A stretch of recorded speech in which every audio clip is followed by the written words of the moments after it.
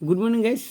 আজকে আমরা নতুন চ্যাপ্টার পড়বো আওয়ার এনভায়রনমেন্ট। আমাদের পরিবেশে কোশ্চেন সিরিজ কমপ্লিট হয়েছে, তোমরা ওগুলো দেখে নিও। তো আমরা নতুন চ্যাপ্টারটা কী হচ্ছে, প্রকৃতি সম্পদের ব্যবস্থাপনা, management of the natural resource. তো আমরা কোশ্চেন সিরিজ স্টার্ট করলাম। আরও বেশি করে পরিবেশ বান্ধব হওয়ার জন্য আমাদের স্বভাবের কী কী পরিবর্তন করতে হবে। তো আমাদের স্বভাবে কী কী পরিবর্তন করতে হবে? প্রথমে হচ্ছে আরও বেশি করে পরিবেশের বান্ধব হওয়াতে গেলে এই বিষয়ের উপর স্বভাবের পরিবর্তন আনতে হবে। যে কী কী তোমার এগুলো হচ্ছে রিডিউস, হ্রাস, পুনরাবর্তন, রিসাইকেলিং, পুনর্ব্যবহার। আমাদের বা অপ্রয়োজনীয় বাতি বা পাখার সুইচ বন্ধ করে বিদ্যুৎ সঞ্চয় করা, ঠিক আছে। ছিদ্রযুক্ত জলে কল মেরামত করে জল সংরক্ষণ করা, এটা কিন্তু রিডিউসে পড়লো। হ্যাঁ, এগুলা রিডিউসে পড়লো। খাবার নষ্ট না করা রিডিউসে পড়লো, বা পুনরাবর্তনও পড়ে, রিসাইকেলিংও করো।